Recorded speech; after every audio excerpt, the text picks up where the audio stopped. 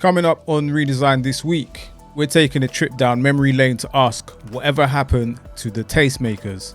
We're talking about the fall of the tastemaker and how algorithms have replaced culture. We're going to be exploring what we've gained and what we've lost in the shift from human curation to the digital feed. Also, ladies, get ready to have a robot replace your eyelash technician. We're diving into the world's first AI lash lab and asking the question, would you trust a robot near your eyes? We'll also break down YouTube's controversial move to 30-second unskippable ads on your TV. Are they a welcome change or major annoyance? All of that and more coming up after the intro. Redesigned. What's good, friends? Welcome back to another episode of Redesigned, the podcast where we talk about all things technology, digital culture, and all the societal shifts that take place because of technology. We also like to look at the past, present, and future when it comes to tech and where it's brought us now. So, with that being said, if you're the first time watcher or listener, welcome to the show. Feel free to get involved in the conversation. As always, it goes down in the comment section. And to everyone that subscribed last week, all the new subscribers, shout out to you, big ups to you, and welcome aboard. Love to get you involved in the conversation. Shout out to everyone that got involved in last week's conversation. Love to you guys. So if you like this kind of stuff, tech, digital culture, AI, consumer technology, all of that stuff, new episodes drop every Thursday at 7 p.m. right here on YouTube. And for the audio only platforms, those come out every Thursday around midnight. So with that being said, let's get into this week's show. Oh, but before we do that, last week's soundbite challenge, the correct answer was itchy and scratchy. So if you got that one correct, give yourself a pat on the back. Like I said before, we always like to give a little nod to the 1900s, just to pay homage. So that's Itchy and Scratchy, a little spin-off cartoon inside of The Simpsons. So with that being said, let's get cracking with this week's news. Now here's a headline that sounds like science fiction. Loom Precision Lash has created the world's first AI-powered robotic lash lab. Imagine a machine, not a person, applying your individual eyelash extensions. Their video shows a sophisticated system using AI vision and robotic arms to precisely place each lash.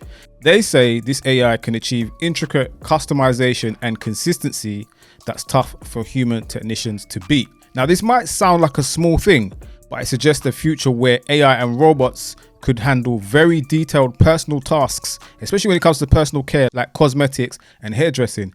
Definitely makes you think about the future of jobs in the beauty industry and whether people will be comfortable with a robot working so close to their eyes. What do you think? Would you trust a robot with your lashes? Let me know in the comment section. YouTube is now rolling out 30-second unskippable ads on connected TVs. They're combining two 15-second ads into one longer ad. This change is because YouTube research shows viewers prefer fewer interruptions even if they're longer. They found that what most people would prefer is to watch one longer ad break rather than several short ones. This also helps advertisers on YouTube select their premium content, which gets a lot of views on TV screens. Longer ads allow for more storytelling. YouTube is also testing pause experiences where ads appear when you pause a video, similar to what other streaming services do. Advertisers can also use Google AI to improve their ad campaigns. While advertisers like the potential for better storytelling and cost savings, viewers have some mixed feelings about it. Some find the longer ads annoying, especially during shorter videos, and these 30-second unskippable ads are now back in markets like the UK and will be expanding internationally. As more people watch YouTube on their TVs, it'll also be interesting to see if this works for both YouTube and its viewers. TikTok is becoming a major platform for AI-generated music tools, changing how creators make and share music. TikTok is testing a feature called AI Song. This lets users create music using text prompts, and it's powered by the Bloom multilingual model and can even generate lyrics in over 46 different languages. This means that creators can make copyright-free music, avoiding any licensing issues. Now, this builds on previous AI music efforts from TikTok's parent company, ByteDance. AI music tools are turning TikTok into a hub for musical creativity. Creators can remix popular sounds, adapt them for challenges, or make completely original songs. TikTok's algorithm often promotes videos with engaging audio, so using AI generated sounds can help get creators more views. Viral songs from TikTok often become popular on other music platforms later on. Now, while these tools make music creation easier for everyone, some people in the music industry are concerned that TikTok's focus on short clips might hurt traditional songwriting. There are also concerns and questions about copyright and originality as AI music becomes more common. Looking ahead, TikTok's AI music features could really change how music is made and shared around the world. Artists and brands will really need to understand these tools to stay relevant, especially on social media. That's it for the news this week. As always, I'm going to keep you up to date on the latest on tech, social media, and what's going on the internet, and of course, digital culture. Let's go for a quick break. All over the country, new Carphone Warehouse stores are springing up. Carphone Warehouse, how can I help? What's in it for you? The cheapest phone is $9.99. This really is the creme de la creme. That's a very popular phone. This phone you can actually use in Europe. You can grab a catalogue on your way out. Gives an independent review of all the handsets, all the networks and tariffs. Hopefully it'll give you truthfulness. I think we can sort something out today for you. All the networks, all the answers at the Carphone Warehouse. Call this number for your local store. They weren't trying to sell me the most expensive phone on the market. They sold me exactly what I needed. Now, if you're in your mid-30s or older, you'll probably remember a time where you trusted what someone told you about was good.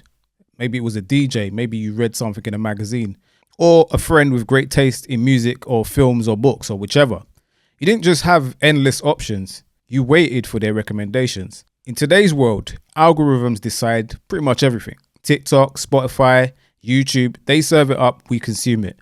But what have we lost without the tastemaker? In this episode, we're going to be looking at the journey from curated radio and iconic music channels to today's endless scroll, from record store chats to viral TikTok trends, and from vinyl to viral. Let's dive in. Remembering the times where you would get recommendations for films, books, music, from magazines, or even conversations on the radio, we're going to be diving into that world and what have we lost since we started to rely more and more on algorithms. But let's start with that question. Who were the tastemakers? Think back to tuning to radio stations like BBC Radio 1, Capital FM. For those of you in America, maybe Hot 97 or Power 105. The DJs and presenters weren't just playing hits. They were breaking new artists and introducing new sounds. They gave culture a voice. Then there was TV. You had shows like Yo MTV Raps, BET's 106 and Park, MTV's Headbangers Ball, or TRL. These weren't just music videos. They were carefully chosen moments that defined eras. Tastemakers also existed in magazines like Vibe, The Source, The Face, and NME. Critics, editors, and journalists were the people who really shaped what mattered. And in the UK, especially in black communities, we had pirate radio, underground, unlicensed stations broadcasting from tower blocks because mainstream radio didn't represent us. Pirate radio predominantly served Caribbean, African, and South Asian communities, playing genres like garage, grime, jungle, dancehall, hip-hop, and house that commercial stations often ignored. Stations like LWR back in the day, Power Jam, Genesis, a lot of the Gen X and the over 50s will probably recognize these stations. My era is probably more the Rinse FMs, Deja Vu, Freak FM, Choice FM as well, 96.9, Heat FM. These were all cultural lifelines. The DJs were community voices who could make or break an artist. Two other ex-pirate radio stations that deserve a special mention, Choice FM 96.9 and Kiss 100. They became legal and they were vital in representing black music in the UK during the mid to late 80s. Now they gave space to reggae, soul, R&B, hip-hop and other genres long before commercial radio accepted them. These were the stations that helped build black British cultural expression. Now, back to the subject of tastemakers. What made the tastemakers powerful was the trust that people had in them. We had DJs like EZ who defined UK garage with his mixing and his deep cuts. In the US, there were icons like Funkmaster Flex, known for his drops and legendary freestyle sessions on Hot 97. Presenters like Fab Five Freddy brought hip-hop to a global audience through Yo MTV Raps. And Tim Westwood, for better or for worse, played a key role in introducing rap and grime to wider UK audiences. Now these figures weren't just playing songs, they were gatekeepers, historians and storytellers.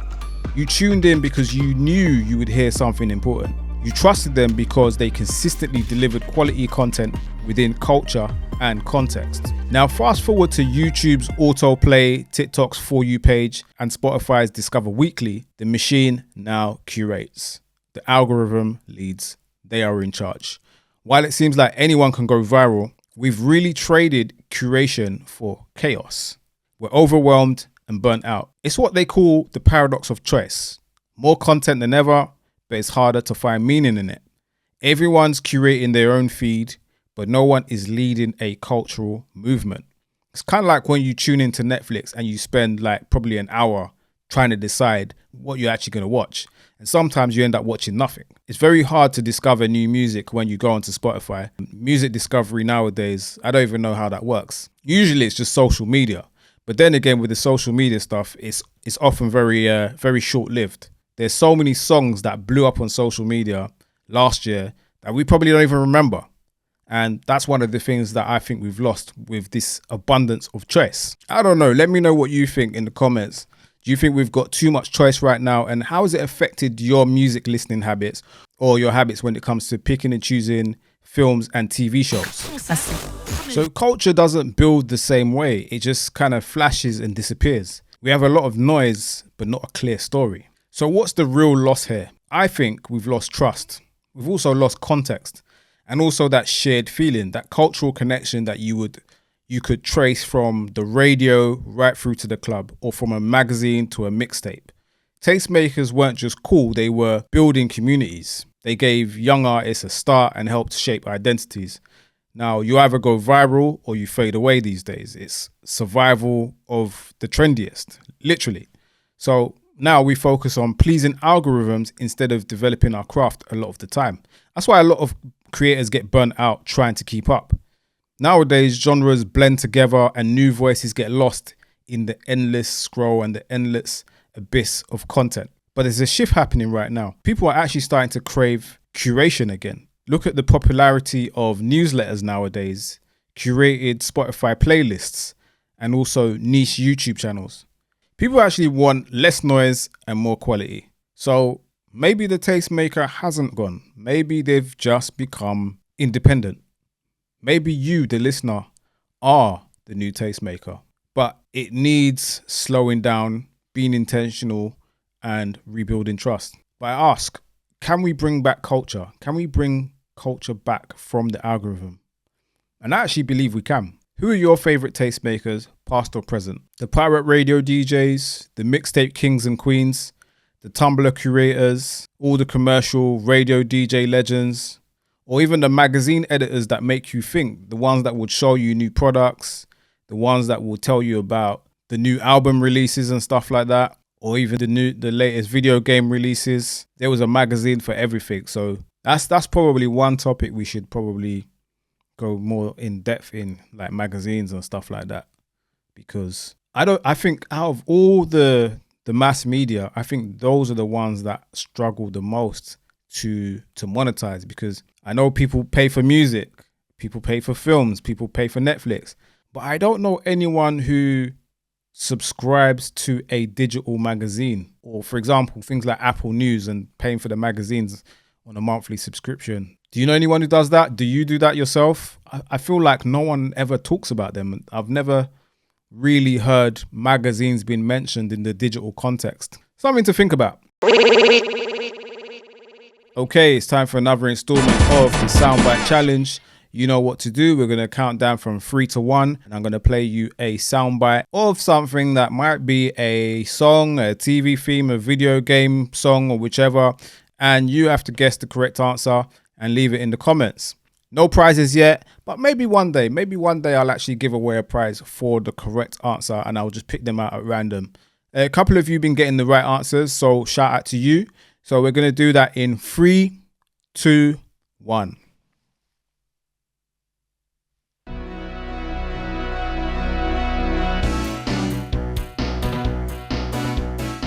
If you know the correct answer, drop it in the comments below, and the correct answer is going to be revealed in next week's episode.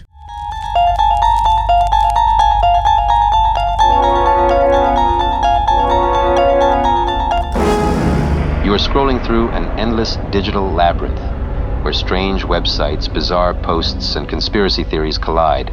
a place where cursed videos autoplay, deep dive subreddits unravel reality, and the comment sections of social media posts spiral into madness. The algorithm is pulling you deeper, but where does it lead? Is it addiction? Is it the truth? Or just another glitch in the system? Welcome to Scrolling Deep. Scrolling Deep. Scrolling Deep. Scrolling as you do, and I come across this story. This is the week where the deadline is supposed to, I think it was last week. At the time of this recorded, this is last week. So when you're hearing this, it's been about a week ago. The deadline for TikTok to be bought by a US owner has gone. And how did I know that Donald Trump would just extend the deadline again? This guy is such a waffler. What a joker. And it says, this is from an article from Wired. Tim Stokely, founder of the adult content platform OnlyFans, has submitted an 11th hour proposal to buy TikTok's US operations from its Chinese owner ByteDance. It says that if the company does not agree to a proposal from a US buyer by April 5th, TikTok will be banned in the US under a law that went into effect in January, citing national security concerns. Amazon has also placed a last-minute bid. What on earth is going on there, mate? Imagine TikTok being owned by Amazon. I think that might be a good look. Maybe that would be all right. But if TikTok was owned by OnlyFans, what do you think would happen? Leave a note in the comments and let me know. So I came across this guy. His name is Kenny O, content creator by the name of Kenny O. Yeah, I'm not going to play the content live because obviously copyright and stuff like that. I'm trying to avoid doing that so much nowadays because people are just getting copyright strikes left, right and center, just getting slapped just left, right and center. And I don't want that to be me. But this did make me chuckle. It was extremely funny rendition of what could go wrong when you lie on your CV. So basically this guy goes for a in-person job interview for a software developer role, or what was it? Something like that, software developer role, but he's saying it's a junior role. So he gives him the laptop and he says, basically you got find the error code. So as soon as he opens the laptop, he starts sweating. And he says, maybe you don't understand. I applied for a junior role, like a junior baby role. And he's like, yeah. It is a junior role. And you've basically got to find the error code. So as soon as he's opened the laptop, he's looking at this code. And as you can see, it looks completely different. Ruined. I'm going to put a link to his content below for you to check out the video yourself. Shout out to Kenny O. Absolutely hilarious. So I was scrolling, as you do, and I came across these videos that have just been doing the rounds this week about the Usher concert. Usher, my brother, you're moving mad, bruv. You need to behave yourself. And also married women. I don't think this concert is for you. If you're a married woman, I don't want to see you sitting at the front. You better take the safe seats at the back because Usher is moving mad. Just look at this.